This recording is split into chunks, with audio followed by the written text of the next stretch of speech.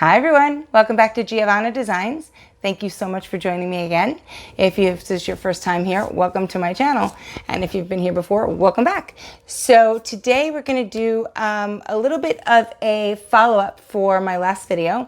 Last time we talked all about primary elements, and this time I'm going to show you something different than you can do with them. You know, obviously you can paint pour with them to your heart's content, but you can also glaze with them, and you can fix a pour that has a little bit of problems after the fact. So I just want to show you that technique that I do. I mean, I'm not the only one that does it, obviously. I'm sure thousands of people do it, but this is the way that I fix one of my paintings that has minor problems. So the painting behind me, the green one, it had a little bit of an issue with crazing, and I'll go into that further, but it dried a little too quick in my garage, and it is a garage. It's really, really hot here, and so, you know, it dried a little bit differently than I would have liked, but we're going to fix that. So what I'm going to do is take some primary elements and thin them all the way down to a glaze over the top of the areas that have the issues, and we'll fix it right up. So I'll be right back. Okay, so here we are with one of my recent paintings, and it has crazed just a little bit. It's been, gosh, the high 90s around here. And I'm working out of a garage, so, you know, I don't have the benefit of air conditioning where I am, and unfortunately sometimes my paintings dry a little too quickly, and that's what happens. You get crazing. So what happens if you don't know what crazing or cracking is? I don't usually get cracking, honestly. Cracking usually happens when your paint is real thick on the canvas, and crazing is very, very thinly happens, but it's the same problem, is that the paint on top of, you know, paint is a certain depth, right? The paint on the very surface of your painting will dry just a little bit more than the paint underneath. And so then what happens is the paint underneath wants to grab that oxygen and breathe and in order to dry, and it cracks through the top layer that's already now dried, breaks the surface tension, and you get this crazing or a little bit of cracking. So I wanted to show you what I do about that. I went and got some really, really good artist quality brushes, just a few, just for this purpose. These little guys, these little teeny guys, because they really just work. They work for the teeny tiniest little crevices and filling things in, because it's basically what I want to do here. I want to take away this effect of the crazing and fill it in with something else. So my favorite thing to do that with is the primary elements, and I'm just mixing this up. So what I do is I take my primary elements and I mix them the normal way, the way I always do, and I water them down. I do happen to take a little bit of Floetrol and a little bit of water and mix them both until I get a very, very watery consistency. If you can see right through this on the brush. I mean, it's just not even dripping off there. It's see-through, completely see-through. And that's what you want. You want a glaze, right? And so what I do is just take this and go into the areas where I've got that little crazing and go over them. Just right on top. I leave it in for just a little while.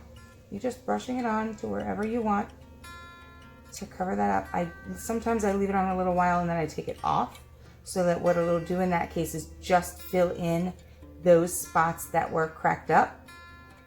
Sometimes I'll leave it in completely if I want to completely fill them in, but you're basically staining those cracks now, those little tiny cracks, with whatever color you're doing this with. You don't have to do it with primary elements, but I love the primary elements for this specific purpose. I think that they're great because they are transparent. They really don't, you know, with a regular paint, if you're going to take a flat paint and you're going to do this, sometimes you can overdo it very easily without even realizing what you're doing. And so then sometimes I'll take my finger and just dab around, smush it in, blend it together, and you're just adding more sparkle. You're just adding more glitz to your painting, which is really always a good thing in my opinion, especially if you already have the primary elements in. If you see what I'm doing, I'm sorry, I'm interrupting myself. If you see what I'm doing, I'm following one of the lines of the paint as it moved up the canvas naturally, and I'm just enhancing that. I'm just adding to that. And what I did was I just mixed up the lighter color here, and then I'm going to add, in a minute, I'm going to add in the darker peacock feather. which is really, really pretty. But I want to start with the lighter one because you'd only use so much of this. It's very, very minimal as to what you're going to use, right? It's just a glazing, and I don't want to waste it. So I just start off with the lightest color. I work that through my painting, and then I add in the darker color to the same batch. Because it doesn't have to be exact. It's not, you know, you're not color matching necessarily. You're color blending. Okay, now smooth around my edges. You don't want any harsh lines. Don't want any harsh lines. You want it to look like it was there the whole time. This never happened. What I like to do sometimes is also to extend, as I did over here, just extend, follow the line of whatever happened already naturally in the pour, and extend those lines out with the lighter color. And then when you go in with the darker one, you sort of have that around it as an enhancement. And that ends up being really, really pretty. Now you can't make a mistake with this. Primary elements are very, very forgiving. They add so much to everything you're doing, and they're not so dark as to be a commitment to whatever it is that you're doing. So you really can just play with them, and don't be afraid to do that. You know, don't be afraid to just put it down, see what happens, take it off if you like, move it around. You know, it's not, if you did this with a solid color, it would be very, very hard to then remove it if you didn't like it. But see, like in this area, there's no cracking, there's no crazing there, but I've got a lot of teeny tiny itty bitty cells, which you all know I love, but I want to enhance them a little bit more. So I'm going to take this and go right over the top of them. It's really not going to add much color at all because I don't want to. It's a nice light area, but it's going to just, when I varnish this or resin it, it's going to really make that area pop. Even more so now because I have that sparkle on top of here. The interference in there is just going to make that jump out of the off the canvas. I have a tendency to be pretty heavy-handed with this stuff because I love them. They're awesome. And so my paintings sparkle quite a lot. But that's my style. I like it. I like some glitz. I'm a glitzy girl. You know how my hair is, right? I mean, you know, our birthstone is diamonds, so it's in my nature. That's my excuse, and I'm sticking to it. A little more over here, a little more over here. And these aren't all cracks. This is just areas that I want to just add a little bit more to, because it's fun. There's no rules. This is your party. As I say it all the time, right? It's your party. It's your time to really just relax and create. Have some fun. Don't get stuck on the hard and fast rules. They don't exist. This is art. No, rules are for the real world. This is fun. And in this gray area, I'm just going to go over ever so slightly.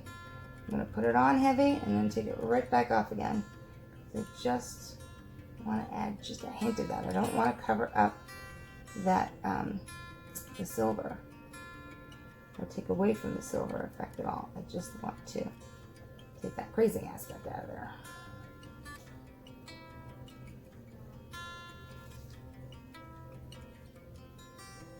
There's a little fly in this garage. It's driving me nuts. It really just wants, I don't understand it. Bugs, flies, little critters of all kinds, they are attracted to paint. I don't know if it's the smell of it or what, but they just want to ruin our paintings. They live for it.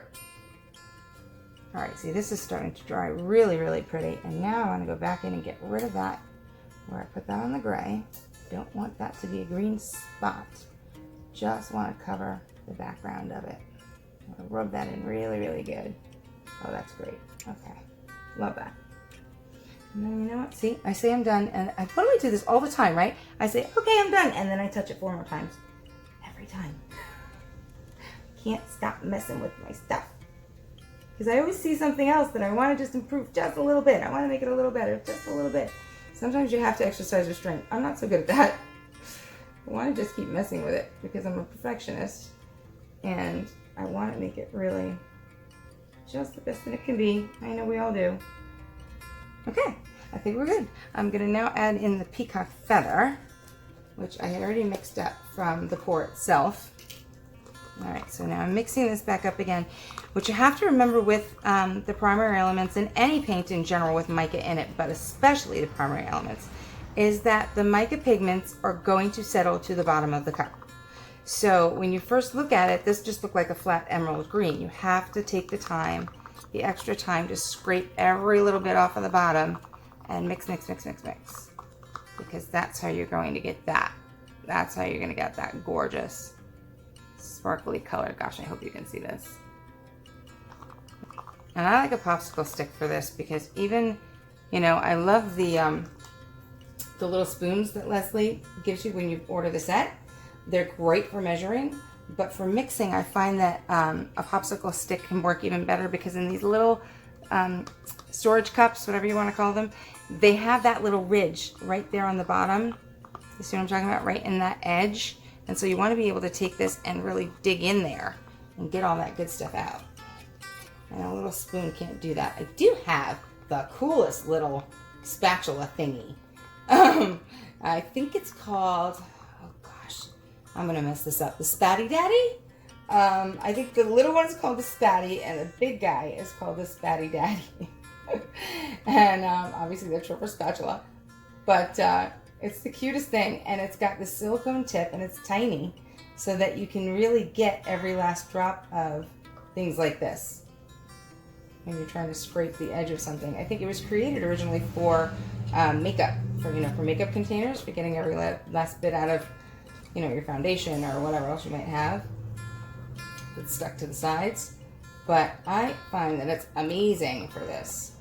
Of course, I'm not using it right now as I'm talking to you right now because I don't want to take the time to go find it. But, okay, so now I'm going to take this, mix it in, and now this will probably be a little bit thick. Well, not so much.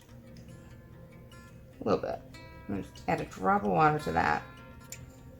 Now, this is more of a mid-green now that it's all mixed up and thinned out. And if I want to, the great thing about the primary elements is you could always, it's just like a science kit. You can do whatever you want with it. You can mix different colors. You can make it stronger, softer.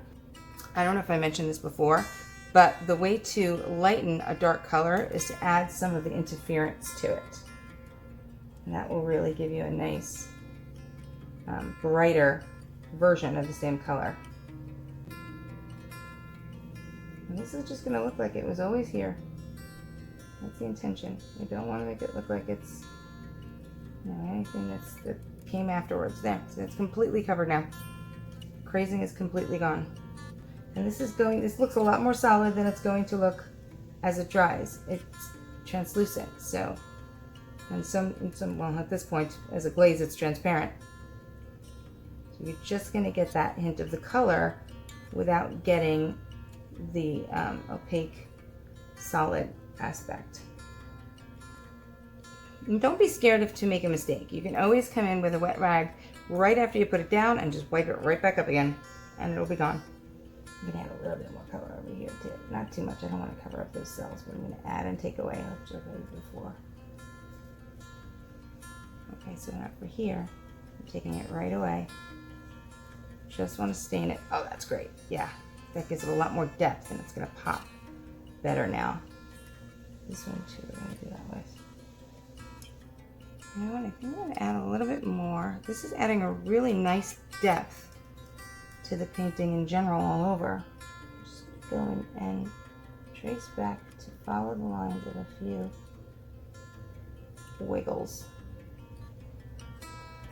Not to cover anything up, just to add to the painting.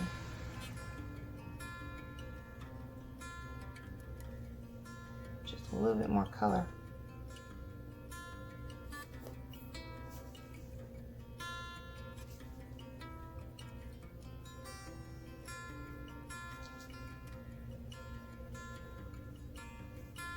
That's cool. I like that. Okay. Don't fly.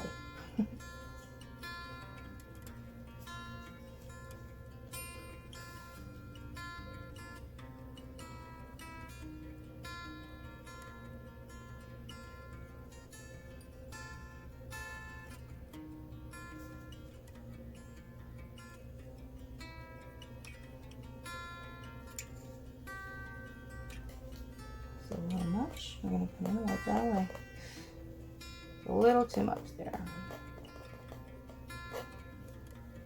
But there, once I wipe it and soften it, now that's great.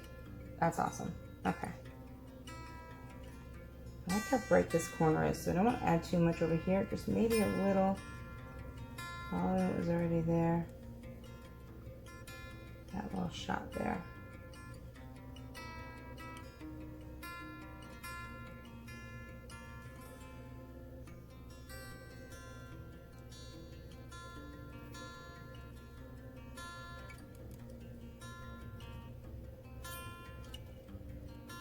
There. Okay. And you can glaze everything with these. I mean, you know, I've seen a lot of people do Christmas ornaments. That's a huge one. Little, what do you want to say? Trinkets for, you know, like a baby shower or something like that, where the glass and you glaze them with the pink or the blue, and you put something like a little, you know, baby bottle inside of the ornament or something. It's really, I've seen so many cute ideas. Go to Pinterest, check them out. They're awesome. That's really what glazing is. It's just staining. That's what they look so beautiful when you do use an ornament, because it looks like stained glass. Okay, I think we are done. No, we're not. Say it every time, right? No, I'm sticking one more over here. There we go. Now we're done, for real. I promise. So I hope that all of that information was helpful. If you have any questions, please do not hesitate to leave them in the comments section, or you can email me directly at giovannadesigns@gmail.com. I'm always available to talk. And if you enjoyed this video, please consider subscribing. I would love to have you stick around. Thanks so much. Have a great day. Bye.